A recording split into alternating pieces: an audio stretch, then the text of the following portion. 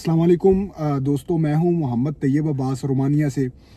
दोस्तों, जो आज की वीडियो है उसका जो टॉपिक है वो आपने यकीनन थंबनेल से देखा होगा।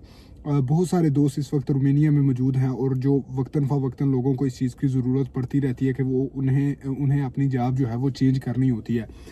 लेकिन दोस्तों, बहुत सारे दोस्त जो हैं वो इस चीज़ में जो है ना वो मिस्टेक्स करते हैं। और अभी हालिया मेरे पास कल की बात है, आज मैं 8 अप्रैल को ये वीडियो बना रहा हूँ।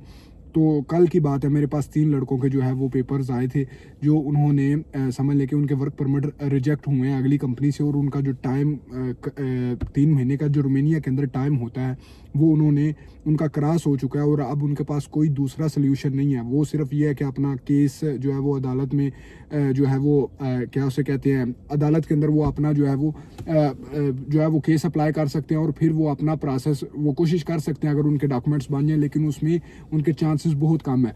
अब दोस्तों, जो रोमानिया के अंदर जॉब चेंज करना 2026 के अंदर, इसके अंदर जो बहुत से बेसिक्स पॉइंट्स हैं वो मैं आपसे शेयर करने की कोशिश करता हूँ, जिनके ऊपर आपको गौर करने की ज़रूरत है। सबसे पहले तो दोस्तों, अगर आप रोमानिया के अंदर मौजूद हैं और आपको 1 साल से ज़्यादा का टाइम हो चुका है किसी एक कंपनी के अंदर, तो फिर आप सबसे पहले ये कोशिश करें कि आप अगर दूसरी कंपनी में अपना वर्क परमिट अप्लाई करने जा रहे हैं तो आप उधर दूसरी कंपनी के अंदर अपना वर्क परमिट अप्लाई कर दें और यहाँ से जो है वो अपनी जॉब क्विट ना करें। आप दोनों पार्टीज़ के साथ, दोनों कंपनीज़ के साथ इस तरह की सेटलमेंट बना लें। अगर आपकी बनती है, आप इस कंपनी को बता दें कि भाई मैंने अगली कंपनी में वर्क परमिट अप्लाई किया है, जब मेरा वर्क परमिट आ जाएगा तो फिर मैं यहाँ से जॉब छोड़ दूंगा। और अगली कंपनी को बोल दें कि भाई अगर जब आपकी तरफ हमारा वर्क परमिट आ जाएगा तो फिर हम वहाँ से जॉब छोड़ के आपके पास आ जाएंगे। ये उस सूरत में हो सकता है कि अगर आपको 1 साल से ज़्यादा का टाइम हो चुका है।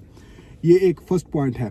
अगर आपको 1 साल से ज़्यादा का टाइम नहीं हुआ तो आपको चाहिए कि आपने रिज़ाइन लेटर लेना है। और इवन कि अगर आपको 1 साल से ज़्यादा का टाइम हुआ है और अगर दोनों कंपनीज इस बात पे एग्री नहीं होते और वो आपको रिज़ाइन लेटर दे देते हैं, अब आपके पास है 3 महीने का टाइम।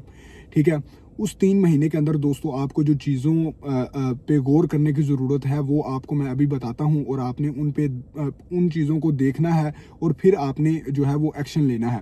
सबसे पहले तो आप जिस कंपनी में आगे अपना वर्क परमिट अप्लाई करने जा रहे हैं, कोशिश ये करें कि वहाँ पर ऑलरेडी फॉरेनर जो है वो काम कर रहे हों। अगर कोई इस तरह की कंपनी होगी तो वो आपके लिए प्लस पॉइंट होगा। उन्होंने ऑलरेडी लड़कों के वर्क परमिट्स वगैरह निकलवाए हुए होंगे और उन्हें जो है वो आइडिया होगा कि वर्क परमिट कैसे निकलवाते हैं। ठीक है, और फॉरेनर के लिए वर्क परमिट निकलवाना लाजमी है। ठीक है, एक तो ये पॉइंट है। लेकिन इस पॉइंट के अंदर भी बहुत सारे लड़कों के साथ अब उसमें लड़के तो एहतियात करते हैं, लेकिन यह है कि उस पॉइंट में फिर वो जो है ना वो कई दफ़ा इंसान के बस में भी नहीं होता कि मामला ख़राब हो जाता। लेकिन मोस्टली चांस है कि आपका अगर किसी कंपनी के अंदर ऑलरेडी जो है वो पाकिस्तानी काम कर रहे हैं या फॉरेनर्स काम कर रहे हैं तो बहुत 100 में से 90% चांस है कि आपके डॉक्यूमेंट्स जो हैं वो ख़राब नहीं होंगे।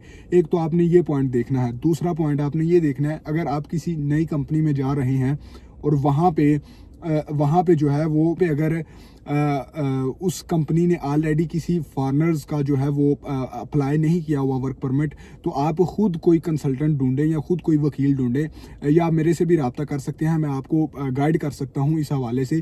तो आप कोशिश करें कि आप उस कंपनी के डॉक्यूमेंट्स लेके ख़ुद अपने वकील के थ्रू या अपने कंसल्टेंट के थ्रू आप अपना वर्क परमिट अप्लाई करें। और जब वो कंपनी अपने डॉक्यूमेंट्स जो हैं वो वकील को देगी तो उसके अंदर आइडिया हो जाएगा आपको कि कंपनी क्लियर है, कंपनी के सर्टिफिकेट जो वगैरह जो हैं वो क्लियर हैं। ठीक है, मतलब जो कंपनी का टैक्स का पेपर होता है, मतलब कंपनी अनाफ से जो है वो क्लियर है। अगर आपको कंपनी इतनी फेवर देती है कि भाई आप अपने थ्रू, इवन के मैं आपको ये भी बोलूँगा कि अगर आपको अपनी जेब से पैसे देने पड़ते हैं तो आप दे के अपना वर्क परमिट खुद अपनी जिम्मेदारी से निकलवा लें। और वकील जो पेपर डिमांड करेगा आपकी कंपनी से, उन पेपर्स के अंदर जो है वो वकील को आइडिया हो जाएगा कि आपकी जो नई कंपनी है वो पेपर निकलवा सकती है या नहीं वर्क परमिट निकलवा सकती है या नहीं निकलवा सकती। ठीक है, तो दोस्तों ये जो 2 से 3 बेसिक पॉइंट हैं, इनके ऊपर आपको जो है वो गौर करने की ज़रूरत है। और इसके बाद ये है कि बहुत सारे दोस्तों के साथ मैं अब आपको बताता हूँ कि यहाँ पे किस तरह के वाक़यात होते हैं। कंपनीज़ के जो हैं वो कंपनीज़ टैक्स क्लियर नहीं होती, या कंपनी के ऊपर जो है वो गवर्नमेंट का उधार होता है या अनाफ का जो है इन्होंने टैक्स पे करना होता है, और वो इसी दौरान आपके डॉक्यूमेंट्स वगैरह जमा करवा देते हैं। और लेकिन जब आपके वर्क परमिट की अप्रूवल आनी होती है तो इनको कंपनीज़ को अपना जो है वो टैक्स क्लियर पेपर जमा करवाना होता है, और बहुत सारी कंपनीज़ के ऊपर बहुत सारा टैक्स कई दफ़ा होता है और वो उन्होंने क्लियर नहीं किया होता, और इस सूरत के अंदर आपको जो है वो नुकसान हो सकता है। फिर आपका वर्क परमिट अगर रिजेक्ट होगा तो बहुत रेयर चांस है कि आपका, और अगर आपको 3 महीने से ज़्यादा का टाइम हो चुका है तो फिर वो आपका क्या उसे कहते हैं वर्क परमिट जो है वो नहीं निकलेगा। अब इसके बाद दोस्तों इसके अलावा जो बेसिक पॉइंट्स आते हैं वो ये हैं, 3 महीने का जो टाइम है, 3 महीने के टाइम से क्या मुराद है। वैसे तो दोस्तों अगर लीगली कानूनी तौर पर अगर देखा जाए तो 3 महीने के अंदर आपने अपनी ऑनलाइन सबमिशन करवानी होती है। ऑनलाइन सबमिशन जो है वो मैं यहाँ पे लगा देता हूँ, ठीक है। ऑनलाइन सबमिशन की मैं यहाँ पे तस्वीर लगाता हूँ, उसके ऊपर जो डेट लिखी होगी कि आपकी आज ऑनलाइन सबमिशन हुई है और इस डेट को आपकी फिजिकल सबमिशन होगी। अब ये अगर 3 महीने के अंदर, मिसाल के तौर पे 3 महीने पूरे होने में अगर 10 दिन भी रहते हैं और आपका ये काम अगर हो चुका है तो आप कानूनी तौर पर लीगल हैं। अब मसला यहाँ पे ये आता है कि अगर 3 महीने बाद आपकी फिजिकल सबमिशन आएगी तो उसके अंदर ये होगा कि अगर कंपनी के डॉक्यूमेंट्स में कोई इशू होगा तो फिर आपके लिए मसला बन सकता है, फिर आपके लिए कोई चांस नहीं बचेगा, ठीक है। यहाँ पर बहुत सारी, मैं खुद मेरा ज़ाती जो है वो मेरा दोस्त है जो मैंने खुद जिसे बुलाया था, उसका इसी तरह हुआ कि उसकी कंपनी ने उसका ऑनलाइन सबमिशन करवाई और उसकी 6 महीने बाद की फिजिकल सबमिशन थी, लेकिन वो कंपनी कानूनी तौर पे लीगल थी, मुझे पता था, मैंने खुद उस कंपनी में काम किया, तो उन्होंने 6 महीने बाद ही वर्क परमिट जमा करवाया और उसका वर्क परमिट निकल आया। लेकिन अगर आप नॉर्मल किसी और कंपनी में जा रहे हैं जहाँ पे आपको आइडिया नहीं है कि इनका 100% काम ओके होगा, तो फिर वकील यहाँ पे इस तरह करते हैं, उनके पास इतनी अथॉरिटी होती है कि वो अगर ऑनलाइन सबमिशन के ऊपर आपकी डेट 4 से 6 महीने बाद की भी है तो जो अच्छा वकील है काम करने वाला, वो मैक्सिमम आपका 15 से 20 दिन के अंदर या 30 दिन के अंदर आपकी फिजिकल सबमिशन करवा देगा, ठीक है। और अगर वो 20 से 30 दिन के अंदर आपकी सबमिशन करवाता है तो फिर उसके फिजिकल सबमिशन से मुराद है कि आपकी फाइल इमिग्रेशन के अंदर जमा हो जाती है। फिर अगर उसके दौरान आपका वर्क परमिट रिजेक्ट होता भी है 2 महीनों के अंदर टाइम पीरियड के अंदर, तो फिर आपके पास ये ऑप्शन मौजूद होगा कि आपके पास 1 महीना होगा कि आप आगे किसी और कंपनी में अप्लाई कर सकते हैं। बाकी मैं उम्मीद करता हूं कि आपको ये मेरा पॉइंट समझ में आ गया होगा।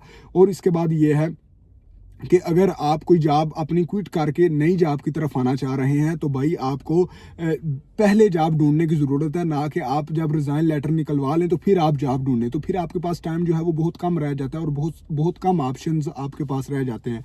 तो मैंने कोशिश की है कि मैं आपको डिफ़ाइन करूं कि ये जो 3 महीने का टाइम होता है इसके अंदर आपकी क्या जो है वो मतलब ऑप्शन होता है आपके पास कि अगर आपकी जब सबमिशन 10 दिन पहले भी होती है, 1 दिन पहले भी होती है, तो आपका लीगल वर्क परमिट जमा हो सकता है।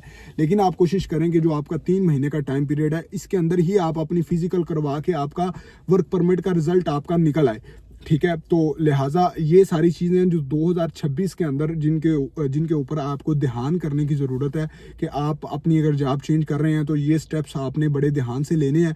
तो बाकी उम्मीद करता हूं कि आपको ये वीडियो पसंद आई होगी। अगर आप इस तरह के टॉपिक्स के ऊपर मज़ीद वीडियोज़ देखना चाहते हैं तो आप मुझे कमेंट्स कर सकते हैं, मैं इंशाल्लाह इनके ऊपर मज़ीद वीडियोज़ बनाऊँगा। अपना ख्याल रखिएगा, अल्लाह हाफिज़।